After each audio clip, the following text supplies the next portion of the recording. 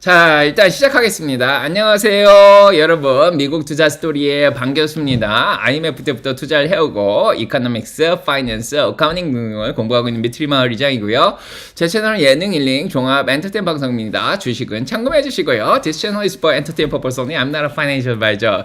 자, 안녕하세요. 자, 오늘 토요일이고요. 자, 5월 4일입니다. 토요 정모 라방을 시작하도록 하겠습니다. 자, 오늘 일단은 이번 주에 굉장히 좋았죠. 자, 이번 주에 굉장히 좋았습니다. 자, 그래서 특히 나스닥 100하고 100개 기업 큰 기업들하고 나스닥이 전반적으로 2% 이상 이번 주에 올랐습니다. 2.01%씩 올랐고요. 지난주에도 올랐죠. 3% 이상 올랐다가 이번 주에 2%까지 해서 결국 5% 이상 올랐습니다. 지난주 토요일에도 조금 낙관적으로 얘기 드렸는데, 자, 뭐 연준의 회의가 있든 없든 결국은 올랐습니다. 기업 실적이 더 중요하죠.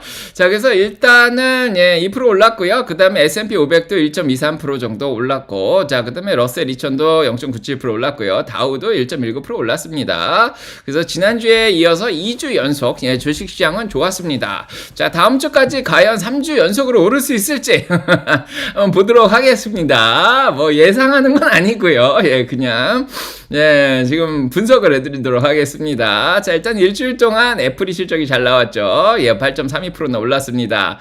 자, 애플 가지고 계신 분들 축하드리고요. 지난주에는 구글이 올랐고, 마이크로소프트 좀 올랐는데, 자, 이번 주에는 애플 실적이 나와서 애플이 8.32% 올랐고, 아마존 실적이 잘 나오면서 3.67% 올랐고요. 테슬라는 이번 주에도 7.67% 올랐습니다. 축하드리고요. 자, 엔비디아도 반등하는데 성공했습니다. 1.20% 올랐고, 자, 메타도 반등했습니다. 1.96% 자, 올랐고요. 그래서 자, 잘한 주식들은 좀 잘했고 좀 빨간 주식들도 있긴 한데 그래도 성장주들이 조금 잘한 그런 일주일이었습니다. 자, 2024년 계속 얘기 드리지만은 3, 4, 5월이 좀 쉽지는 않지 않겠냐. 자, 이런 얘기를 드렸는데요. 3월 중순부터 이제 4월 한 20일 정도까지 조금 안 좋다가 이제 빅텍들 대형주들이 실적 발표를 하면서 조금 살아났습니다.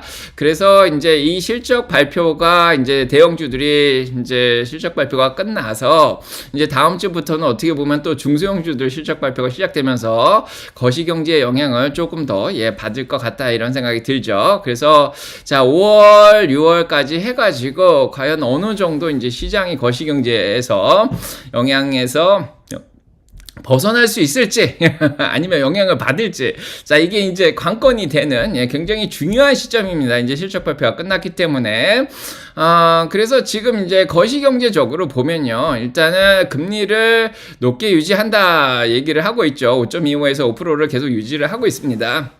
물가는 떨어졌는데 금리가 높아서 실질 금리가 2% 이상 되는 상황이라서 많은 소기업들이라든지 일반 소비자들도 영향을 많이 받고 있는 그런 상황입니다. 빈부격차도 계속 늘어나고 있고요. 저소득층이 더 영향을 많이 받고 있죠. 그래서 소프트 랜딩하고 이제 리세션 사이에 이제 고민을 하는데 파월 연준의장은 이번에 연준 회의가 끝나면서 소프트 랜딩이 가능하도록 노력을 할 거다 이런 얘기를 했고요. 근데 실제적으로 데이터가 나오는 거 보니까 조금 리세션, 경기 침체 쪽으로 가고 있는 느낌도 지금 있는 그런 상황입니다. 그래서 제가 월요일부터 계속 지난주부터 계속 얘기 드렸지만 결국은 연준의 파월 연준 위원이든 아무튼 연준 위원들이 무슨 얘기를 하든 그게 중요한 게 아니라 데이터가 중요하다 이런 얘기를 계속 강조를 좀 해왔죠. 그래서 파월 연준의장이 무슨 말을 하든 거의 비슷한 논조죠. 데이터를 보고 결정하겠다 이런 얘기를 계속 했습니다. 자, 그래서 지금 저희가 집중하는 거는 연준위원들의 말이 아니라 데이터가 나오는 거를 굉장히 집중을 하고 있는 상황이에요. 그래서 지금 보시면은 요거를 또 비꼬는 사람들도 좀 나왔습니다. 모하마드 에일리언 유명하죠. 자, 요분이 나와서 지금 걱정이 연준이 너무 오버리 데이터 디펜던트다. 너무 데이터에 의존하는 거 아니냐 이런 얘기를 자, 하고 있습니다. 그렇고요. 자, 그래서 이 데이터들이 나왔는데 너무 복잡하고 섞여서 나오는 거예요. 뭐 어제 뭐 귀에 걸면 귀걸이, 코에 걸면 코걸이 이런 거 아니냐 그런 얘기가 아닙니다. 하나의 귀걸이를 코에 걸었다 뭐 귀에 걸었다 이런 얘기가 아니라 귀걸이가 너무 많아요. 어떤 거는 화려하고 어떤 거는 우울하고 자, 아무튼 색깔이 너무 많은 이런 데이터들이 나오다 보니까 시장에 혼란을 주고 있는 그런 상황입니다. 그래서 이번 주에는 작년 11월 이래로 하루의 변동성이 가장 높이까지 올라가는 그런 혼란성을 지금 야기를 했던 그런 한 주입니다. 저도 너무너무 어려워요. 왜냐면 데이터가 일관적으로 나오면은 저도 답을 딱 드리겠는데, 데이터들이 섞여서 나오니까 시장이 약간 어느 쪽으로 갈지 방향을 못 잡는 약간 그런 상황이었습니다. 자, 다행히도 실적이 잘 나오면서 그런 것들을 무마시켜 주긴 했습니다. 자, 그래서 지난주에도 얘기 드렸지만은 곰이 잠들어 있는 상황이다. 지난주에도 곰들이 아웃됐죠. 이번 주에도 다행히 곰들이 노력은 했지만 아웃이 됐습니다. 자, 병상에 누워 있는 상황인데, 자, 곰들이 열심히 또 전략을 세워서 이번 주에도 활동을 했습니다. 어느 정도 효과를 보긴 했는데 성공을 하는 데는 실패했죠. 그래서 2주 연속 주식이 올랐습니다.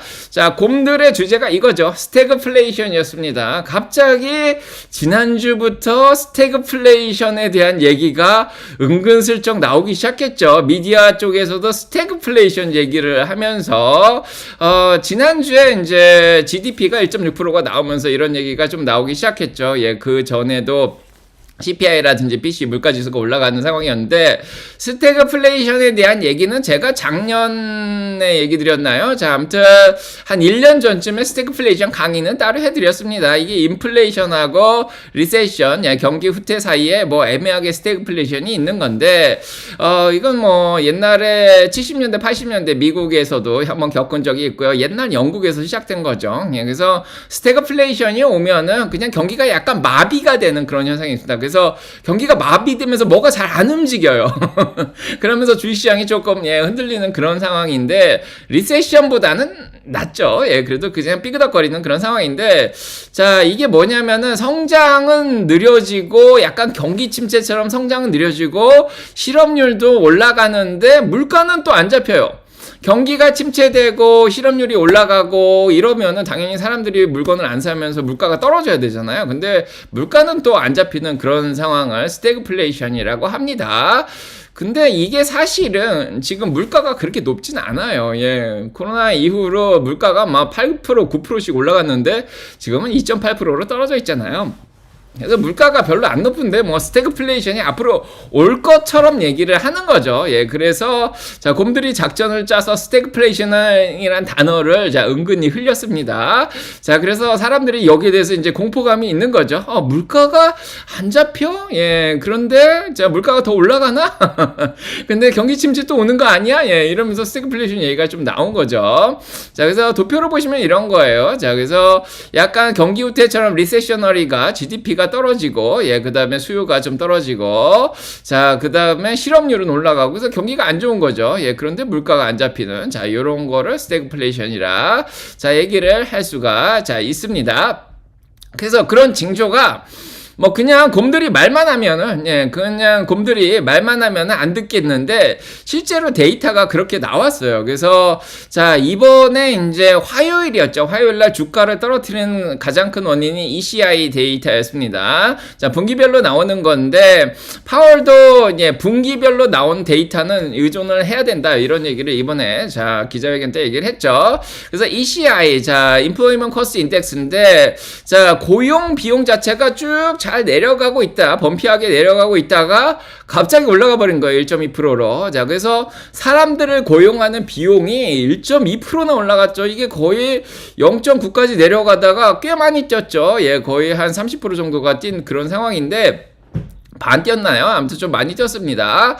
그래서 여태까지 물가가 높게 나왔는데 고용 비용이 이렇게 안 잡히면 안 되죠. 이게 변동성이 심한 기름값이라든지 음식도 아니고 근원 중에서도 슈퍼코어에 들어가는 거죠. 그래서 연준이 바라보고 있는 근원 물가라고 볼 수가 있는데 이번에 집값도 높게 나왔어요. 그래서 케이스실러 쪽에서 집값이 안 잡히고 계속 올라가고 있습니다. 이건 근원 쪽이죠. 그러면은 오너스 이퀴벌런트 렌트인데 이제 렌트를 주는 가격이 계속 올라갈 수도 있습니다. 지금 집이 공급이 잘 안 돼요. 미국에서 금리가 또 높은 상황이라서 집을 팔면은 다시 사야 되는데 금리가 높아서 이제 아무튼 주택 시장이 완전히 경직이 된 그런 상황이죠.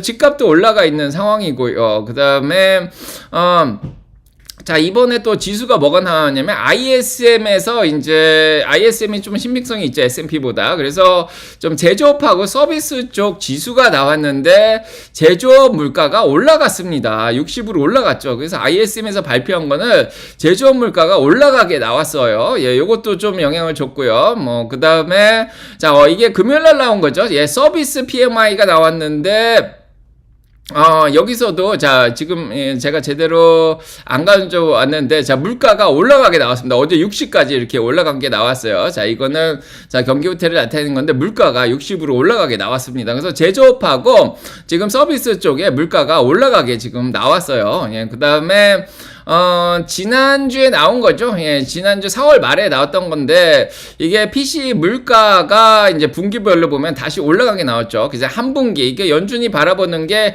PC 물가인데, 물가가 올라가게 나왔습니다. 자, 그 다음에, PC 근원으로 보면 3개월짜리를 3개월 동안을 1년으로 환산한 겁니다. Annualized 3months가 지금 올라가게 나오죠. 예, 그 다음에 6개월짜리도 올라가게 나오고요. CPI도 마찬가지입니다. 자, CPI도 3개월짜리를 1년짜리 환산한 거, 6개월짜리 환산한 거, 물가가 올라가게 나왔어요. 그래서, 자, 물가가 올라가는 거를, 자, 일단은, 파월 연준의장도 인정을 했습니다. 그래서 더 오랫동안 금리를 고금리를 유지하겠다 그런 얘기를 한 거죠. 예, 그런 얘기가 자 일단 나오고 그런 상황이다 보니까 지금까지의 데이터들이 곰들이 이용하기가 굉장히 좋았죠. 그래서 보시면은 예, 금리가 그래서 기준금리가 2년물이 4. 지금 80으로 내려와 있긴 한데 그 이전에 4.80에서 5% 이상으로 5.03까지 올라왔었습니다. 예, 이게 주식시장에 큰 영향을 미쳤죠. 10년물도 마찬가지입니다. 예, 갑자기 금리가 올라가더니 4.7이 넘어갔죠. 예, 4.69가 어떻게 보면은 예, 저항선이었는데 그것까지 올라가서 4.70 근처까지 예, 10년물 채권 금리가 자 올라갔었습니다. 이래서 주식시장이 화요일하고 수요일날 이제 많이 흔들렸고요.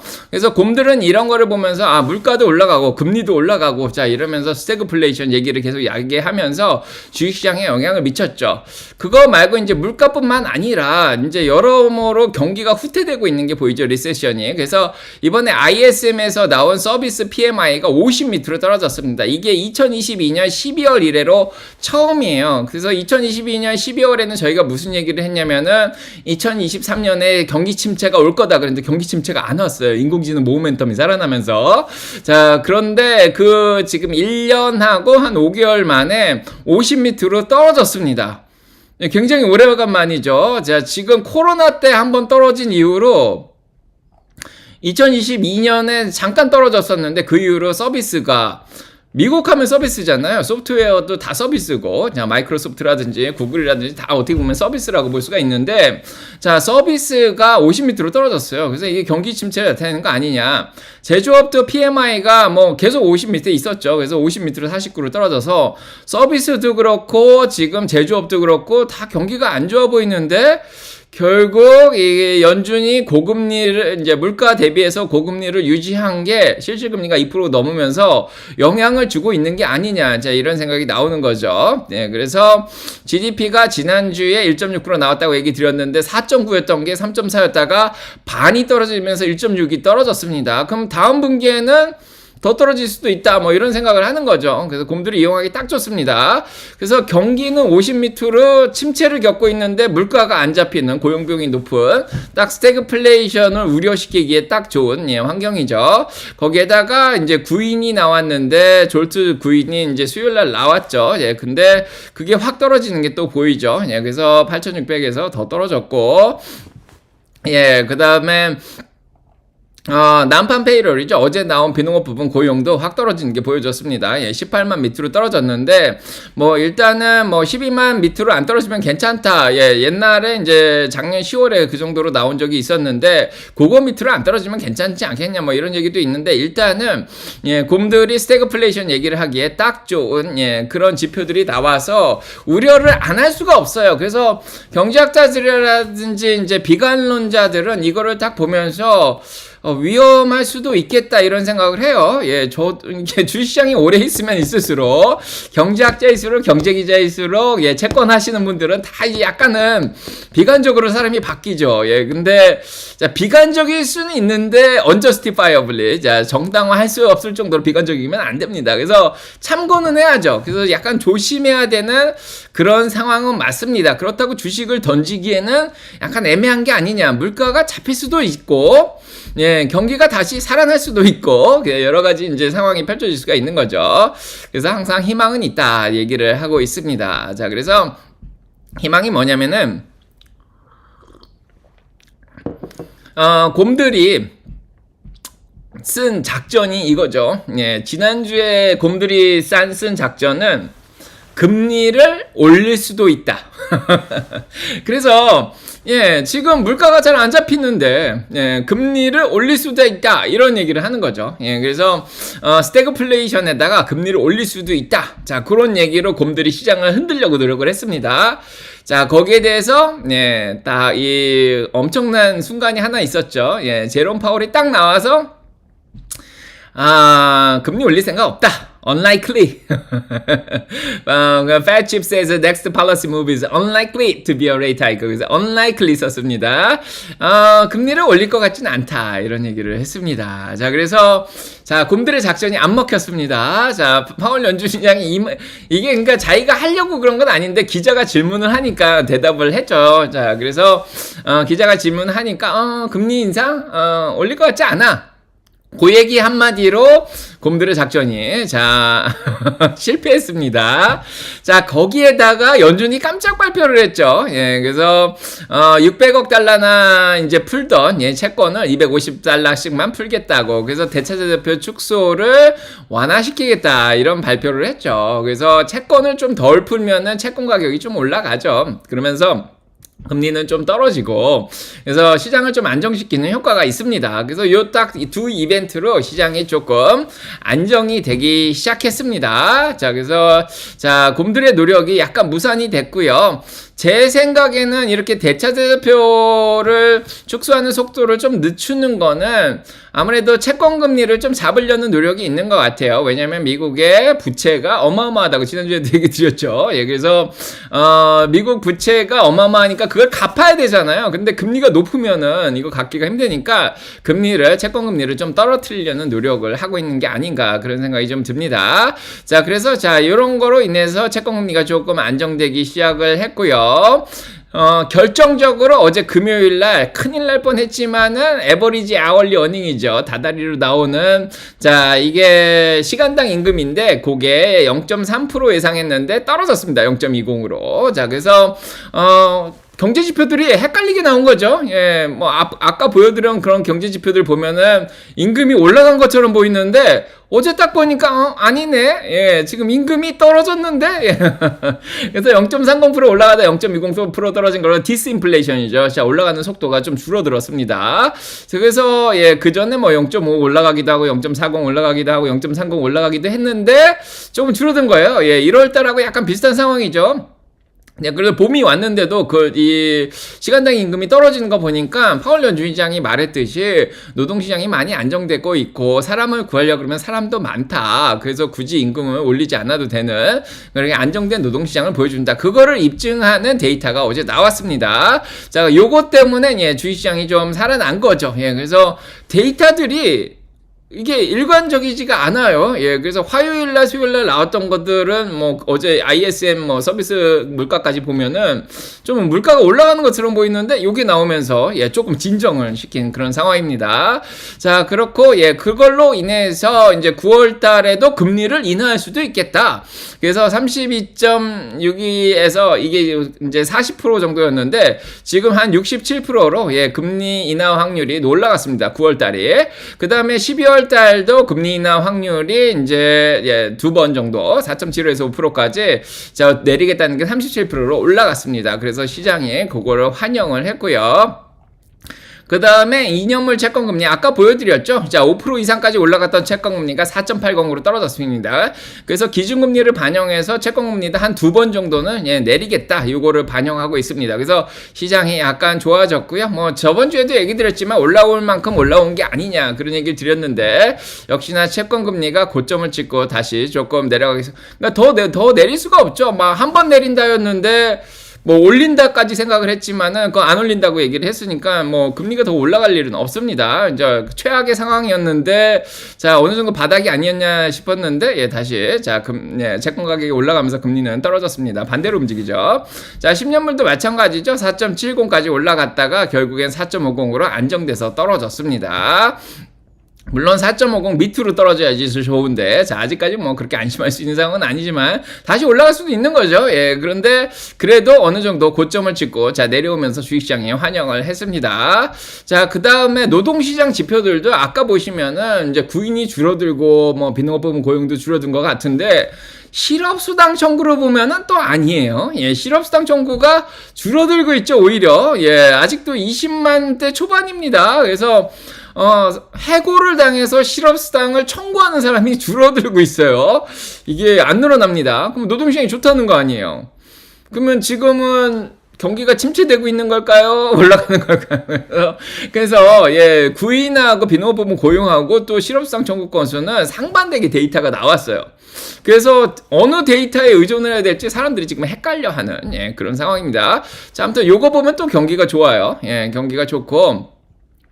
그리고 달러 인덱스도 이제 많이 안정이 됐죠. 그래서 일단은 달러도 106까지 올라갔습니다. 이번 주에 굉장히 높았었는데 결국은 104.96까지 자 떨어졌습니다. 결국에는 그다음 이제 통화량 흡수를 좀 적게 하는 거죠. 대체대표 축소를 완화시키면서 그러면서 달러 가치가 많이 안정이 됐고요. 뭐 임금까지 떨어지고 금리까지 더 떨어뜨린다 그러면은 달러가 이제 조금 안정이 되는 거죠. 다행히도 지난주에 얘기 드렸듯이 일본 정부에서 개입을 했습니다. 그래서 160엔 근처까지 갔던 엔화가 152엔까지 뚝 떨어졌어요. 그래서 일본 여행은 아직도 괜찮습니다. 150엔 위기 때문에. 자, 아무튼 자 지금 달러 대비해서 그러니까 엔화가 가치가 굉장히 많이 떨어져 있었는데 일본 정부가 달러를 갖다 팔면서 조금 내려왔습니다. 다행인 것 같고요. 그래서 모든 지표가 어떻게 보면은 조금 안정되게 바뀌어가고 있다. 그렇게도 볼 수가 있습니다. 그래서 이 혼란스러운 데이터에 의존하면서 주식시장이 계속 흔들려 왔는데 결국 어제 금요일을 마지막으로 일단은 스태그플레이션은 아니다 이런 쪽으로 조금 방향이 잡혀서 주식시장이 일단은 올라온 상황입니다. 자 이렇게 보시고요. 거기에다가 이렇게 거시경제가 많이 흔들리긴 하지만은 우리에겐 이게 있죠. 4차 산업혁명의 완성기 2024년. 자 2분기 실적이 다행히 실적 기간이었습니다. 다행히. 그래서 실적들이 지난주에 마이크로소프트하고 구글이 실적을 잘 내면서 이제 고금리의 영향을 테크주하고 성장주들은 영향을 받지 않는다. 자 그렇게 얘기를 드린 적이 있었는데 지금 당장은 일단은 영향을 안 받는다. 그래서 금리가 올라가든 말든 실적만 잘 나오면 주식시장은 계속 올라가는 거예요. 작년에도 그랬습니다. 뭐 침체 온다 그랬지만은 챗GPT 모멘텀이 오면서 2023년 내내 올라갔죠. 자 올해도 그런 영향을 받고 있고요. 그래서 모멘텀이 다시 지난주에 살아난다 얘기 드렸는데 이번 주에도 실적이 잘 나오면서 모멘텀을 살렸습니다. 거시경제가 어떻든 실적만 잘 나오면 되는 건데 자 곰들이 뭘 공격을 했냐면 AMD가 실적이 잘 나왔어요. 뭐 가이던스도 잘 냈습니다. 그리고 인공지능에 대해서 전망이 좋다 그랬는데 그럼에도 불구하고 뭐 1, 2분기에는 뭐 조금 안 좋지만은 하반기에 살아날 거다 이런 얘기를 좀 했죠. 아무튼 AMD를 한 6% 정도 떨어뜨리면서 시장에 위기감을 좀 준 그런 상황이고요. 그 다음에 SMCI도 사실 실적이 잘 나왔습니다. 주당 순이익이 6불 6호가 나오면서 1불이나 더 잘 나왔고 38억 중에서 5천만 달러 미스했죠. 얼마 되지도 않습니다. 그런데도 불구하고 한 14% 정도 떨어뜨리면서 인공지능 주식 두 개를 AMD가 어떻게 보면 반도체의 엔비디아 다음으로 좀 인기가 있고 이제 테슬라도 쓰고 있죠. 슈퍼마이크로칩도 어떻게 보면은 서버 쪽인데 요런 쪽에 고리를 흔들면서 곰들이 공격해 들어왔습니다. 이상하게 공매도들이 요즘 이렇게 모여서 조직적으로 움직인다 이런 생각이 좀 들긴 하는데 자, 요걸로 공격을 했습니다. 자, 그런데도 불구하고 다행히 아마존이 실적이 잘 나오면서 클라우드 쪽에 아마존하고 마이크로소프트, 구글이 버텨주니까 이제 주식시장이 버텼죠. 그 다음에 이제 애플이 실적 발표 나면서 실적이 좀 안 나와서 자사주 매입을 안 했으면은 이게 떨어지면서 주식시장을 또 흔들 수도 있었는데 다행히 애플이 자사주 매입을 1110억 달러 역대급입니다. 역사상 최고치의 자사주 매입을 했죠. 매출보다 더 높습니다. 이게 엄청난 거예요. 한 150조 정도 되잖아요. 자, 요거를 딱 지금 발표하면서 애플 주식 올라가면서 주식시장을 끌어올렸죠. 그래서 자, 애플도 결국에는 인공지능 희망과 함께 인공지능을 탑재한 아이폰 16이 곧 나올 거라는 또 희망도 있고요. 자, 이렇게 해서 실적 기간을 잘 보내서 주식시장도 잘 버텼습니다. 자, 일단 인공지능이 좋다고 계속 지난주부터 얘기를 하니까 엔비디아가 결국 880불을 뚫고 올라가서 887불에 마무리를 했죠. 그래서 한 756불까지 떨어진 적이 있지만은 바닥 대비해서도 거의 10% 이상은 올라왔고요. 자, 거기에다가 지난번에 고점이 974불 기준으로 해서 10% 떨어진 게 10% 이상 떨어진 게 880불 밑으로 떨어지면 약간 조정 기간이라고 얘기 드렸는데 그 조정 기간에서도 벗어났습니다. 그래서 엔비디아를 통해서 인공지능이 다시 모멘텀을 찾고 있구나. 거기에다가 5월 20일 날 실적 발표까지 있죠. 그래서 계속 올라갈 가능성이 있고.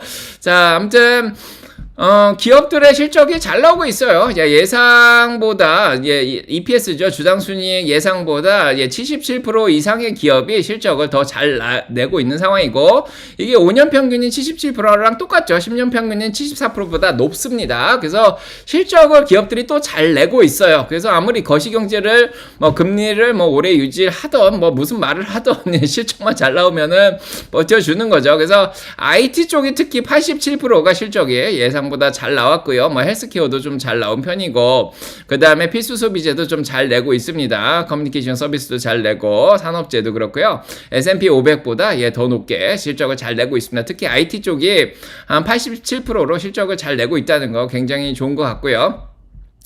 한 2주 전에 주식시장 폭락할 때 계속 얘기를 드렸습니다. 자, 지금 현금 시장에 지금 돈이 9조 달러 정도 최근에 확인된 게 그 9조 달러였죠. 그래서 자, 9 트릴리언 달러 정도의 현금이 기다리고 있습니다. MMF 마켓에. 그래서 다들 올해 침체 온다 그래서 지금 MMF 마켓에 좀 더 넣어놨죠. 그래서 지금 기회를 보고 있는데 1월 달에 떨어지면 들어오고 2월 달에 떨어지면 들어오고 3월 달에 떨어지면 들어오고 4월 달에 떨어지면 들어오고 지금은 기다리면 그냥 들어옵니다. M2 통화량과 상관없이 MMF 마켓에 이게 언제든지 빼서 주식으로 들어올 수 있는 돈이죠. 이게 떨어지면 들어오기 때문에 주식시장이 이제 지지난주에 4,000대까지 4,900대까지 S&P가 떨어졌지만 이번 주에는 그렇게 안 떨어졌죠.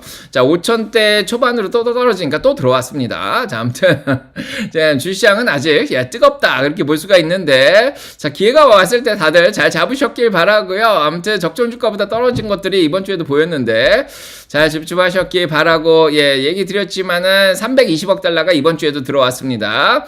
지난주에 한 800억 달러 들어왔고요. 그 전주에 한 400억 달러 들어왔고, 4월 초에 들어왔는데 3월 달에 좀 많이 빠졌을 때도 1200달러 들어왔고요. 그래서 주식시장에 지금 현금이 계속해서 들어오고 있는 그런 상황입니다.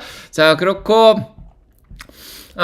일단은 기업들의 수익이 잘 나기 때문에 또 그런 것도 있죠. 그래서 마진율이 어느 정도 4분기에 바닥을 치고 이번에 11.5%로 좀 올라가고 있습니다.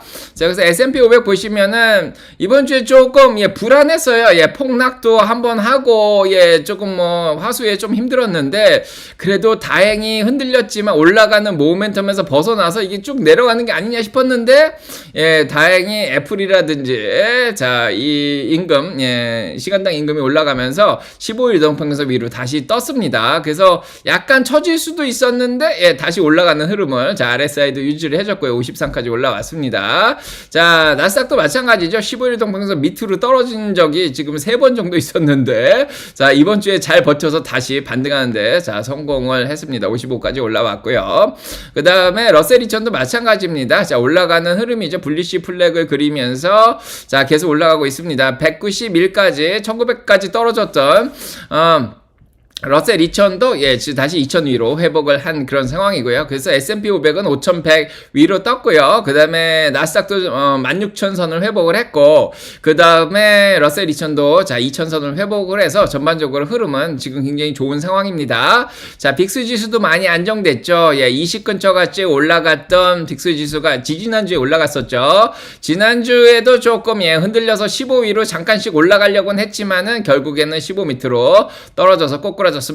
자, 그래서 시장이 다시 안정되기 시작했죠. 10일까지 내려가면 더 좋겠지만은 15 미치면 그래도 시장이 좀 변동성이 줄어든 게 아닌가. 자, 이런 생각이 듭니다. 자, 그래서 그러면 중국 쪽이나 유럽 쪽이 어떻게 영향을 미치냐 그렇게 보지만 중국도 좀 살아났죠. 그래서 벌써 얘기 드린 지 꽤 됐지만은 중국이 조금씩 살아나고 있습니다. 그래서 항생 지수가 지금 일주일 동안 6.50% 올라갔어요. 중국이 6일 연속 올라갔죠. 어젠 좀 빠졌는데 그래도 항생지수가 6.50% 올라갔고 상하이 지수도 2.63% 올라갔죠. 그래서 일본이나 한국보다도 더 많이 올라갔어요. 중국 지수가. 그래서 중국이 특히 항생지수가 4차 산업혁명 관련된 기술주들이 많이 상장되어 있는데 요것들이 올라가면서 미국에 상장된 기술주들도 많이 올라갔고 특히 중국차들은 거의 50% 이상씩 올라왔죠.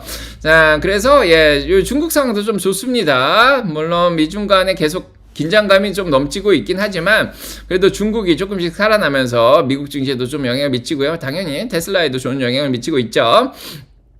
그래서 이번 주 월요일 날 중국의 제조업 지수가 나왔는데 50.4가 나왔어요. 미국은 50 밑으로 떨어졌잖아요. 근데 중국은 제조업이 50.4고요. 그다음에 일반적으로 캐싱 제조업 요것도 51.4입니다. 그래서 미국의 제조업은 49고 서비스도 49인데 중국이 오히려 살아나고 있습니다.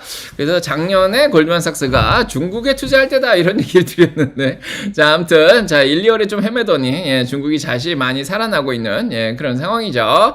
자, 이런 것들도 일단은 미국 시장에 긍정적인 영향을 미치고 있고요. 지난주에도 얘기 드렸지만은 한 5,100이 중간이다 그런 얘기를 드렸습니다. 그래서 스파이 제가 적정 주가를 510 정도로 보고 있었는데 510 미치면은 살만하다 그렇게 얘기 드렸는데 결국 5100 위로 올라갔습니다. 자, 올해 목표 주가 6000도 있고 5500도 있고 뱅크 오브 아메리카 5400도 있고 RBC 5300 다 유지하고 있죠. 오펜하이머 5200 보고 있고요. 자, 그래서 올해 딱 중간 가격이 5100인 것 같은데 어느 정도 올라갈 희망이 계속 있습니다. 자, 그러면 이 기세가 어디까지 갈 건가가 중요한데 이미 2주 연속 상승을 했고요. 3주 전에 이미 3주 전에 이미 어느 정도 4,900대에서 바닥을 찍은 것 같죠. 그래서 지금 올라오고 있는데 많이들 줍줍하셔서 지금 수익을 많이 내시니까 이렇게 기분이 다들 60%가 덤덤하고 20%가 기쁘시고 80% 가까이가 지금 737명 스포하셨는데 기분이 좋죠. 다들 수익을 내고 계시는 것 같고요, 제 느낌에는. 그 다음에 이제 중요한 건 이게 얼마나 갈까가 굉장히 중요하죠. 이제 다음 주가 중요한데, 다음 주에 중소형주 실적 발표가 있습니다. 그래서 다음 주에는 중소형주 실적 발표가 있어서, 어제 녹화방송에서 다 얘기 드렸는데, 크게 시장을 흔들 만한 게 별로 없어요. 그래서 이렇게 보시면 알겠지만은 뭐 다음 주 월요일 날 팔란티어가 시장을 흔들 수 있지 않죠. 이제 전기차 루시드하고 리비안이 월요일 화요일 날 실적 발표 있고 디즈니 실적 발표 있는데 이게 시장을 흔들진 않죠. 섹터에는 영향을 미칠 수가 있어요. 뭐 디즈니가 속한 섹터, 뭐 아니면은 전기 자동차가 속한 섹터에 좀 영향을 미칠 수는 있지만은 뭐 전반적으로 시장에 영향을 미칠 것 같지는 않아요. 수요일 날도 아이온큐하고 어펌하고 우버하고 셔피파이 뭐 토요타가 실적 발표가 있는데 자 이런 걸로 시장이 흔들릴 것 같지는 않고요. 그냥 섹터에만 영향을 미치겠죠. 산업에. 자 그다음에 목요일 날 사운드하운드, 비직스, 유너티, 로블록스 실적 발표 있는데 그냥 개별 기업 영향만 있죠. 거시경제적으로 보면은 다음 주에 크게 지금의 흐름을 막을 만한 게 없습니다. 일단 어제 좋게 끝났기 때문에 시장이 요 모멘텀이 계속 살아있을 가능성이 있어요. 다음 주에. 뭐 지난주에도 비슷하게 얘기를 했죠. 그래서 지난주에 가장 중요하게 제가 보는 게 뭐라고 얘기 드렸냐면은 5월 15일 날 나오는 CPI 물가라고 얘기 드렸습니다. 요때까지는 괜찮지 않을까? 14일까지.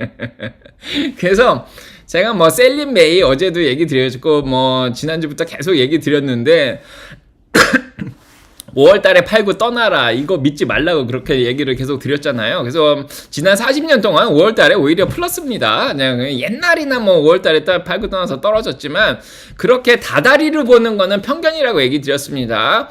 3월 중순부터 4월 중순까지 떨어졌죠. 어떻게 보면은 예, 그런 것들 보시면서 그리고 이번에 5월 첫째 주에 조금 예, 빠지고 흔들거리긴 했는데 이게 다다리를 보면은 안 되고요. 예, 그때 중요 이벤트라든지 데이터 나오는 시점이 굉장히 중요한데 5월 15일 날 물가 나오는 게 굉장히 중요해서 자, 물가가 올라가면은 자, 이번에 임금이 떨어졌다 그랬는데 물가가 다시 4개월 지금 3개월 연속 올랐죠. CPI가 4개월 연속 올라가면 이제는 범피한 게 아닙니다. 진짜 올라가는 거기 때문에 다시 두 번 내리겠다가 한 번으로 다시 바뀔 수도 있고 금리 올라간다는 얘기 다시 나올 수도 있습니다.